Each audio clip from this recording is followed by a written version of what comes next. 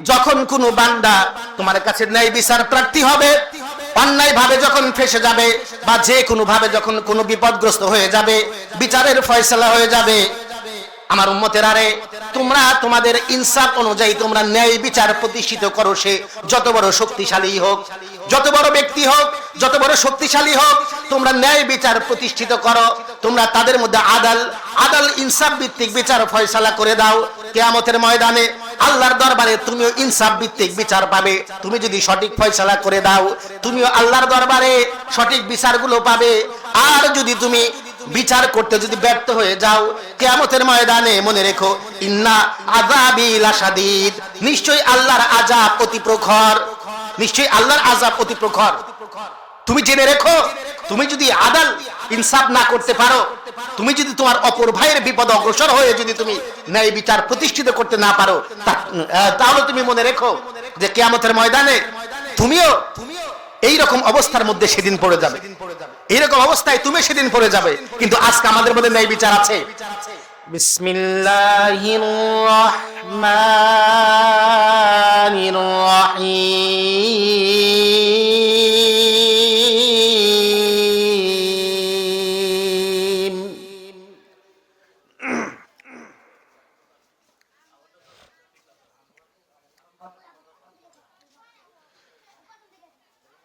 ইয়া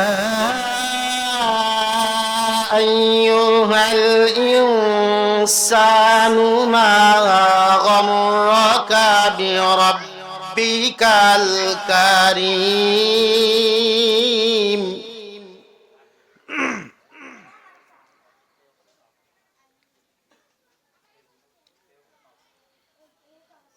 ইয়া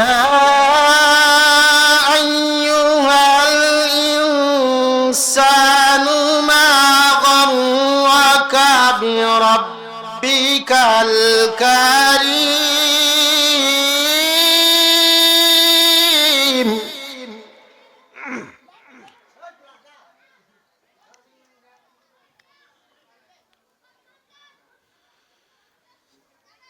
الذي خلقك فسواك فعدلك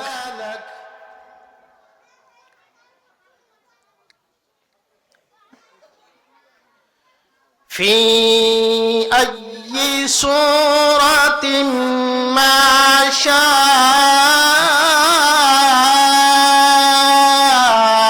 ركبك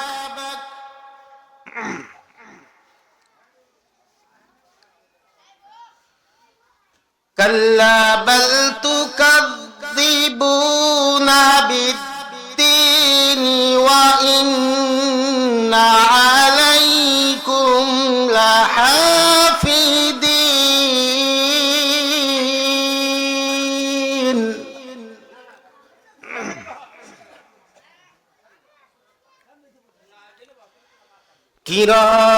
كراما كاتبين يعلمون ما تفعلون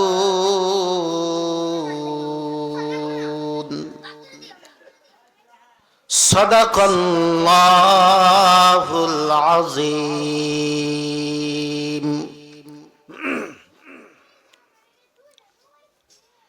الحمد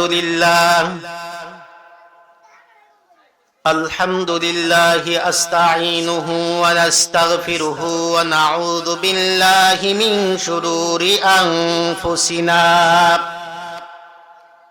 من يهده الله فلا مضل له ومن يضلله فلا هادي له ونشهد أن لا إله إلا الله وحده لا شريك له ونشهد أن سيدنا ومولانا محمدا عبده ورسوله أرسله بالحق بشيرا ونذيرا وداعيا إلى الله بإذنه وسراجا منيرا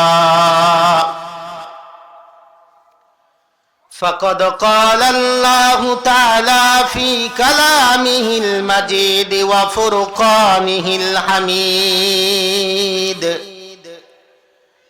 إن الله وملائكته يصلون على النبي يا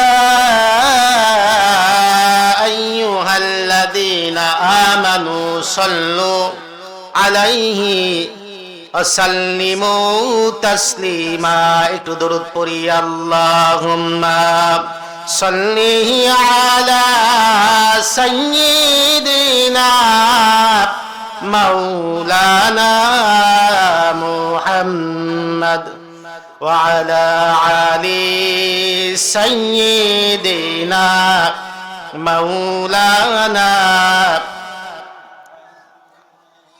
সকলেই চক্ষুটাকে বন্ধ করে দেই, নিচের দিকে মাথাকে ঝুঁকাইয়া দেই, মদিনার দিকে খেয়াল করি আর মনে মনে ভাবি যে সোনার মদিনা থেকে, রওজা থেকে নবী পাক সাল্লাল্লাহু আলাইহি ওয়াসাল্লাম আমাদেরকে দেখেন, আমাদেরকে দেখতেছেন।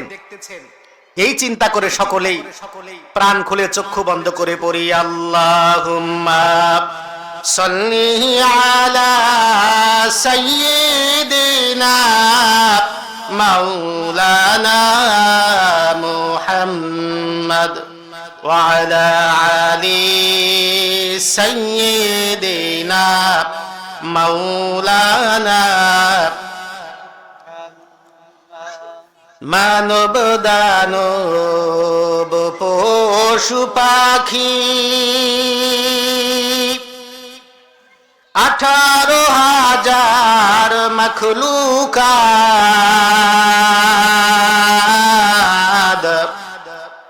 মানব দানব পশু পাখি 18,000 মখলুকাত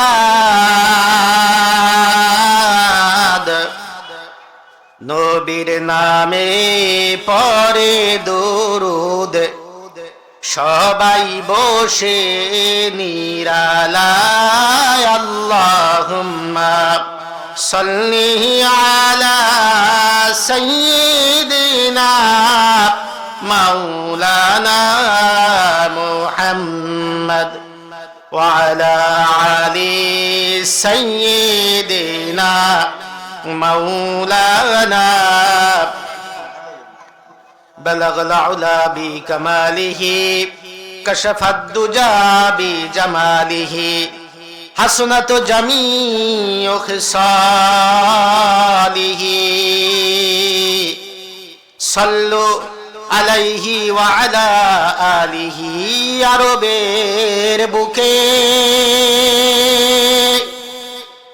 মক্কা নগরে যেথায় মা আমিনার ঘর, খোদার করুণা কৌসার হয়ে ঝরছে বারংবার। বালাগাল আউলা বি কামালিহি কশফাদ দুজা বিজামালিহি হাসনাত জামিউ খিসালিহি সাল্লু আলাইহি ওয়া আলা আলিহি। একটু জিকির করি লা ইলাহা লা ইলাহা ইল্লাল্লাহ লা ইলাহা লা ইলাহা ইল্লাল্লাহ লা ইলাহা লা ইলাহা ইল্লাল্লাহ লা ইলাহা লা ইলাহা ইল্লাল্লাহু মুহাম্মাদুর রাসূলুল্লাহ সাল্লাল্লাহু আলাইহি ওয়াসাল্লাম। আলহামদুলিল্লাহ, আলহামদুলিল্লাহি রাব্বিল আলামিন, আসসালাতু ওয়াসসালামু আলা সাইয়্যিদিল মুরসালিন ওয়া খাতামান নাবিয়্যিন, আম্মা বা'দু, ফাউযু বিল্লাহি মিনাশ শাইতানির রাজীম, বিসমিল্লাহির রহমানির রহিম। টাঙ্গাইল মির্জাপুর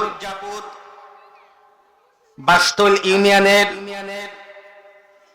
নয়াপুকুর পাড় জামে মসজিদের পুরাতন সমাজবাসীর উদ্যোগে একদিন ব্যাপী 7 ডিসেম্বর 2025 বিশাল এক তাফসিরুল মাহফিল, কোরআনের মাহফিল উপস্থিত। অত্র মাহফিলের সম্মানিত সভাপতি সাহেব,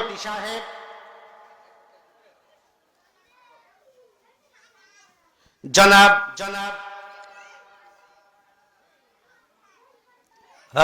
আবু বকর সিদ্দিক, বিশিষ্ট ব্যবসায়ী সমাজসেবক বাসতল, এবং সহসভাপতি আলহাজ মোহাম্মদ নজরুল ইসলাম সাহেব, এবং অত্র মাহফিলের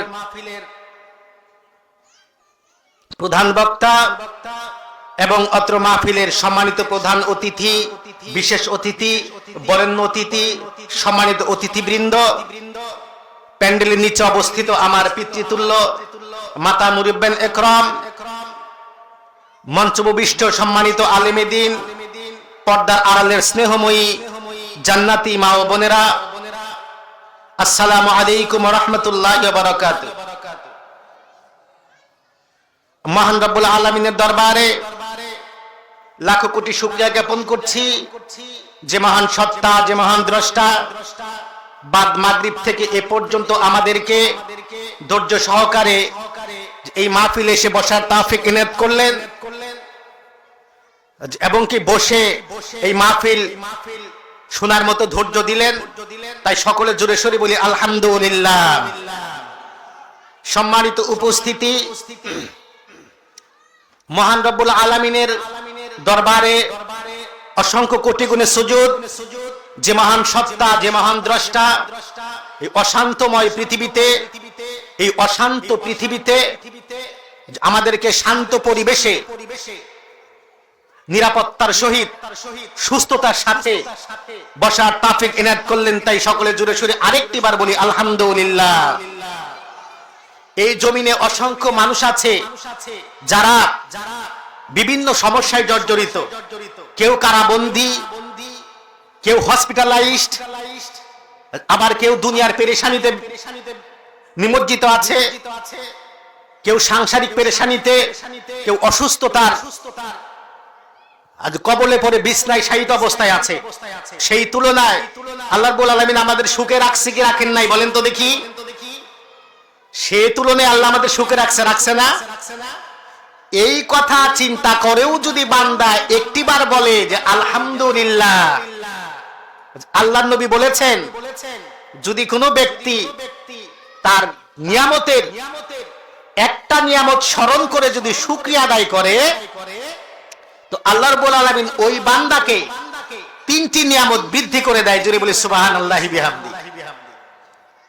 আর সেই 3টি নিয়ামত হলো, বান্দা যখন দুনিয়াতে যে নিয়ামতের কথা স্মরণ করে শুকরিয়া আদায় করেছে, আল্লাহ রাব্বুল আলামিন তার হালাল রিজিকের দুয়ার এই জমিনের মধ্যে আল্লাহ রাব্বুল আলামিন খুলে দেয়। তো বান্দা যদি এটা চিন্তা করতো, বান্দা যদি এটা চিন্তা করেও যদি আল্লাহ শুকরিয়া আদায় করে, তো বান্দার কি দুনিয়াতে শান্তির অভাব হবে বলেন? কিন্তু সেই বান্দাগণ কি করে, আজকে আল্লাহর দিক থেকে তারা হাজার নিরাপত্তা পাওয়ার পরেও, হাজার সুস্থতা পাওয়ার পরেও বান্দা কি করে না, বান্দা আল্লাহ শুকরিয়া আদায় করে না। আজকে আমি বাদ জোহরে একটি জানাজার নামাজ আদায় করেছি। তো জানাজার নামাজে যখন দাঁড়াইলাম, অটোমেটিকলি আমার চোখ দিয়ে পানি আসলো একটি কথা স্মরণ করে। একদিন এইভাবে আমাকে সামনে নিয়ে মানুষ জানাজার ময়দানে দাঁড়াইয়া যাবে। আমাকে সামনে নিয়ে একদিন মানুষ এইভাবে, আমি আজকে যেভাবে দাঁড়াইলাম, একদিন মানুষ আমাকে সামনে নিয়ে এইভাবে দাঁড়াবে। জানি না সেই দিনটা কবে আসবে, জানি না সেই দিনটা কবে আসবে। আল্লাহর দরবারে হাজার শুকরিয়া যে এখনো আল্লাহ রাব্বুল আলামিন আমাকে দুনিয়াতে জীবিত রাখছে। সম্মানিত উপস্থিতি, যে আয়াত থেকে আমি আপনাদের সামনে তিলাওয়াত করেছি, এই আয়াতের প্রথম অংশে আল্লাহ রাব্বুল আলামিন এই কথাগুলো বান্দাকে আফসোস করে বলেছেন, আফসোস করে বান্দাকে বলেছেন। আল্লাহ রাব্বুল আলামিন বলেছেন, ইয়া আইয়ুহাল ইনসানু মা গাররাকা বিরাব্বিকাল কারীম। ইয়া আইয়ুহাল ইনসানু, হে মানব জাতি, কে তোমাদেরকে তোমার সত্তা থেকে দূরে সরিয়ে দিয়েছে? কে তোমাদেরকে তোমার সত্তা থেকে মুখ ফিরিয়ে দিল? কে তোমাদের সত্তার মধ্যে আর তোমার মধ্যে পর্দা এঁটে দিয়েছে? কে তোমার মধ্যে আর তোমার সত্তার মধ্যে বেড়া স্থাপন করেছে, জাল স্থাপন করেছে? কে তোমাদের মধ্যে পর্দা ফেলে দিয়েছে? কে তোমাদেরকে তোমার সত্তা থেকে ফিরিয়ে নিয়েছে? কে কে তোমাদেরকে তোমার সত্তা থেকে ফিরিয়ে নিল? এটা কে বললেন? আল্লাহ রাব্বুল আলামিন বলেন, ইয়া আইয়ুহাল ইনসান, হে মানব, হে মানব জাতি, কে তোমাদেরকে তোমার সত্তা থেকে ফিরিয়ে নিল? একটু চিন্তা করো, একটু গবেষণা করো, একটু ভাবো। আমরা বাক্যটা সবাই জানি, আল্লাহ তাও বলে দিয়েছেন কে আমাদেরকে তার থেকে মুখ ফিরিয়ে নেওয়ার জন্য কুমন্ত্রণা অন্তর দেয়, সেটাও আল্লাহ বলে দিয়েছেন। আমরা প্রত্যেকটা কাজের প্রথমে, কোরআন তেলাওয়াতের প্রথমে আমরা পড়ি আউযু বিল্লাহি মিনাশ শাইতানির রাজিম, পড়ি না আমরা সকলে? আমরা এর মাধ্যমে বলি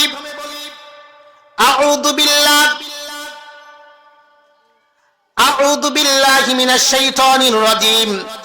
আমরা যখন বলি আউযু আশ্রয় প্রার্থনা করি বিল্লাহি, আল্লাহর কাছে, মিনাশ শাইতানির রাজিম, বিতাড়িত শয়তান থেকে। আমি আল্লাহর কাছে আশ্রয় প্রার্থনা করি বিতাড়িত শয়তান থেকে। মিনাশ শাইতানির রাজিম, বিতাড়িত শয়তান থেকে। শয়তান কেন বিতাড়িত হলো? আপনি আশ্রয় চাচ্ছেন আল্লাহর কাছে বিতাড়িত শয়তান থেকে, কিন্তু আশ্রয় চাওয়ার পরেও আপনি তার দিকেই আপনি প্রত্যাবর্তন করলেন, তার কাজগুলোই করলেন, তার অনুসরণ করলেন, তার অনুকরণ করলেন।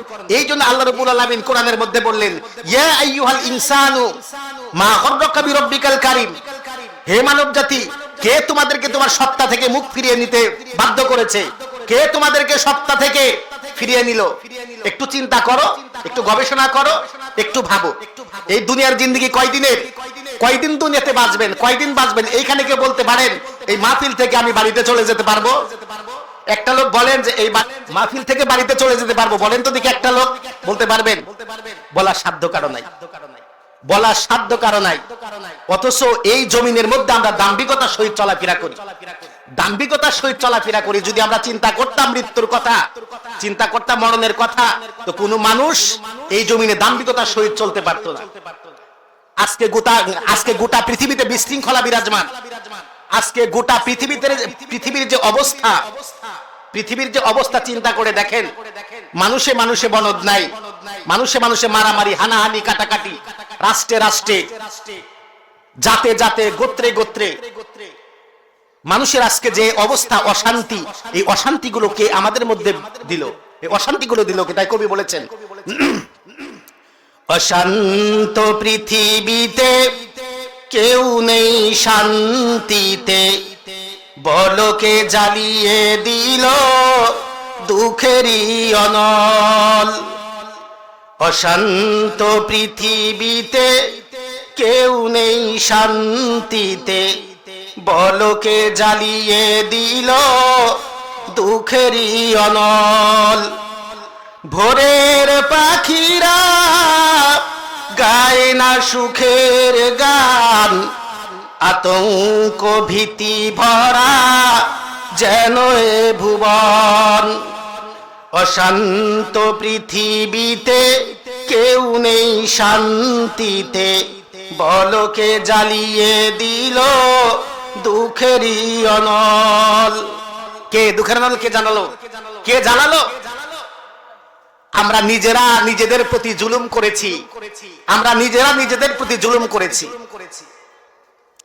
আল্লাহ রাব্বুল আলামিন বলেছেন, হে পৃথিবীর মানব জাতি, আসমান আর জমিনের মধ্যে তোমরা যখন বিবাদে জড়িয়ে পড়বে, তোমরা যখন আমি আল্লাহ থেকে মুখ ফিরিয়ে নিবে, আমি আল্লাহ রাব্বুল আলামিন তোমাদের থেকে মুখ ফিরিয়ে নেব, তোমরা দেখবে তোমাদের উপরে একের পর এক গজব আসতে থাকবে। সেটা প্রাকৃতিক ভাবে হোক, সেটা আসমান থেকে হোক, আর সেটা জমিন থেকে হোক, আর সেটা প্রাকৃতিক ভাবে হোক, আর সেটা ঘূর্ণিঝড়ের মাধ্যমে হোক, আর সেটা ভূমিধসের মাধ্যমে হোক, ভূমিকম্পের মাধ্যমে হোক। বান্দা তুমি জেনে রেখো তোমার ধ্বংস অনিবার্য। আল্লাহ বলে দিলেন যে তোমার ধ্বংস অনিবার্য যখন তুমি তোমার সত্তা থেকে মুখ ফিরিয়ে নেবে। তা আজকে আমাদের অবস্থাগুলো এই জন্য এই অবস্থা যে আমাদের মধ্যে আজকে কোনো শান্তি নাই। আজকে আমাদের মধ্যে শান্তি আছে? মানুষে মানুষে কোনো মিল আছে? বলেন, মানুষে মানুষে কোনো মিল আছে? নাসাই শরীফের হাদিস, হযরত আবু হুরায়রা থেকে বর্ণিত, আন আবি হুরায়রাতান রাদিয়াল্লাহু আনহু قال قال رسول الله صلى الله عليه وسلم, আবু হুরায়রা বললেন, আল্লাহর নবী বর্ণনা করেছেন, হে আমার উম্মতেরা রে, একজন মানুষের প্রতি আরেকজন মানুষের 6টি হক রয়েছে, 6টি হক রয়েছে, 6টি হক রয়েছে। আল্লাহ নবী বারবার বললেন, একজন মানুষের প্রতি, একজন মুসলমানের প্রতি আরেক মুসলমানের 6টি হক আছে। কয়টি হক আছে বলেন তো দেখি? 6টি হক। এই হকের কথা এই মাহফিলে আমরা আজকে আসছি, এখান থেকে কিছু শিখে যাব, এই অনুপাতে আমল করব না, অন্য কোনো কিছু উদ্দেশ্য আছে? বলেন, এই 6টি হক যদি আপনি আমল করতে পারেন, আশা করা যায় যে আপনি কিয়ামতের ময়দানে মুক্তি পাবেন। আশা করা যায় মুক্তি পাবেন। 6টি হকের প্রথম হক আল্লাহ নবী বললেন, 6টি হকের প্রথম হক হচ্ছে, একজন মুসলমান যখন মারা যায়, একজন মুসলমান যখন অসুস্থ হবে, অসুস্থ হবে যখন তোমার কর্ণকুহরে পৌঁছবে যে আমার একটি ভাই, আমার একটি গোত্রের ভাই, আমার একটি এলাকার ভাই, আমার একটি পাড়ার ভাই সে অসুস্থ, আল্লাহ নবী বলল যে শোনার সঙ্গে সঙ্গে তোমরা তাকে দেখতে যাও, তোমরা তাকে দেখতে যাও। ওই অসুস্থ ব্যক্তির হক তোমার প্রতি যে তুমি তাকে দেখতে যাবে, দেখতে যাবে তুমি তাকে। তোমার সাধ্য অনুযায়ী তুমি কোনো কিছু না নিয়ে যেতে পারো, অন্তত সান্ত্বনাটা নিয়ে যাও। কিভাবে সান্ত্বনা নিয়ে যাবে? দেখতে যাবে, একটু দোয়া করবে, ভাই কতদিন তোমার সাথে আমি চলাফেরা করেছি, আজকে তুমি অসুস্থ, আমি সুস্থ, আল্লাহর কাছে দোয়া করি আল্লাহ তোমাকে সুস্থ করে দিক, আল্লাহর কাছে দোয়া করি আল্লাহ তোমাকে সুস্থ করে দিক। এইটুকু আপনার উপরে, এইটুকু চাওয়া ওই অসুস্থ ব্যক্তি হক রাখে। জোরে বলি সুবহানাল্লাহ বিহামদি। আজকে আপনার গ্রামে কয়জন ব্যক্তি অসুস্থ আপনি দেখতে যান? কয়জন ব্যক্তি অসুস্থ হলে দেখতে যান? বলেন। মারা গেলে, যখন মারা যায় তখন জানাজাটা পড়তে যান, এছাড়া আর কোনো কিছু করতে যান? আর কোনো কিছুই করতে যান না। আবার অনেকে জানাজাও পড়তে যায় না। আল্লাহ নবী বললেন, একজন ব্যক্তি যখন অসুস্থ হয়ে যাবে তুমি তাকে দেখতে যাবে, আর তুমি তাকে দেখতে যাবে তোমার সাধ্য অনুযায়ী তার জন্য হাদিয়া নিয়ে যাবে। যদি তুমি পারো, যদি তুমি পারো তার জন্য হাদিয়া নিয়ে যাবে। অন্তত 1 মস্ক স্বচ্ছ পানি হলেও তুমি তার জন্য নিয়ে যাবে। স্বচ্ছ পানিও যদি হয়, যদি পানি হয়, আর কোনো কিছু আপনার কাছে নাই, খেজুর নাই, দুধ নাই, অন্য কোনো কিছু আপনার কাছে নাই, পানি তো আছে, পানি তো আছে, আপনি 1 মস্ক 1 গ্লাস আপনি পানি নিয়ে যান তার জন্য। পানি, তার মুখে একটু পানি দিয়ে আসেন। আল্লাহর নবী বললেন, একজন ব্যক্তি যখন মৃত্যুবরণ করবে, একজন ব্যক্তি যখন মৃত্যুবরণ করবে, ওই মৃত ব্যক্তির হক হচ্ছে ওই জীবিত ব্যক্তির প্রতি তার জানাজায় উপস্থিত হবে, উপস্থিত হবে জানাজার ময়দানে। মৃত ব্যক্তির হক, ওই মৃত ব্যক্তির হক হচ্ছে যে ওই ব্যক্তি তার জানাজায় অ্যাটেন্ড করবে, জানাজায় উপস্থিত হবে, একটু শেষ বেলায় শেষ লগ্নে দোয়া করবে। আজকে আমরা কয়জন জানাজায় যাই? আজকে কয়জন জানাজায় যাই? বলেন। আল্লাহর নবী বললেন, একজন ব্যক্তি যখন সমস্যার মধ্যে পড়বে, বিপদগ্রস্ত হয়ে যাবে, অভাবগ্রস্ত হয়ে যাবে, যখন কোন দুনিয়ার মুসিবতে জড়ায়া যাবে, যখন সে তোমাকে ডাকবে, বান্দারে, ডাকার সঙ্গে সঙ্গে তুমি তার কাছে চলে যাও, তুমি তার কাছে চলে যাও, তার সমস্যার সমাধান তোমার সাধ্য অনুযায়ী তুমি চেষ্টা করো মীমাংসা করে দেওয়ার জন্য। তুমি চেষ্টা করো তার, তোমার সাধ্য অনুযায়ী তার কাজগুলো তুমি শেষ করার জন্য চেষ্টা করো, সমাধান করার জন্য চেষ্টা করো। বান্দারে, আল্লাহ নবী বলল, হে আমার উম্মতেরা রে, যখন তুমি তার সমস্যার সমাধান করে দেবে, তার হাজতটা যখন পূর্ণ করবে, আল্লাহ রাব্বুল আলামিন কিয়ামতের ময়দানে তোমার হাজত পুরা করে দেবে। তুমি যখন বিপদগ্রস্ত হবে কিয়ামতের ময়দানে, যেইভাবে তুমি বান্দার সাথে তুমি বান্দার বিপদে তুমি হাজির হয়েছিলে, শোনার সঙ্গে সঙ্গে আল্লাহ রাব্বুল আলামিন কিয়ামতের ময়দানে আপনি যখন মিজানের পাল্লায় যখন আপনি বিপদে পড়ে যাবেন, পুলসিরাতের পাল্লায় যখন বিপদে পড়ে যাবেন, তখন আল্লাহ রাব্বুল আলামিন আপনার সহায় হয়ে যাবে। জোরে বলি সুবহানাল্লাহি বিহামদি। তো আমরা আজকে কয়জনে এই কাজগুলো করি বলেন তো দেখি? এই কাজগুলো আমাদের মধ্যে থেকে উঠে গেছে না? একজনের বিপদ দেখলে আরেকজন আমরা অগ্রসর হই, একজনের বিপদ দেখলে আমরা আরেকজন আরো দূরে সরে যাই। বর্তমান যে অবস্থা, সিচুয়েশন, এই সিচুয়েশনে আমরা যদি একজন ব্যক্তির বিপদ দেখি, বিশ্বাস করেন যে আমরা ওই ব্যক্তি থেকে আমরা দূরে সরে যাই। এটা হচ্ছে আমাদের আজকে অবস্থা। কিন্তু আল্লাহ নবী বলেছে, বান্দা যখন বিপদে পড়বে, তোমরা সঙ্গে সঙ্গে তার বিপদে হাজির হয়ে যাও।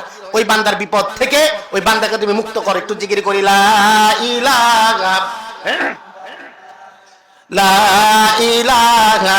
ইল্লাল্লাহ,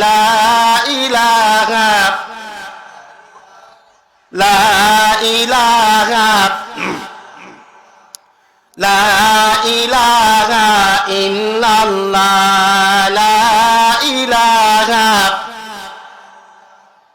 লা ইলাহা ইল্লাল্লাহ,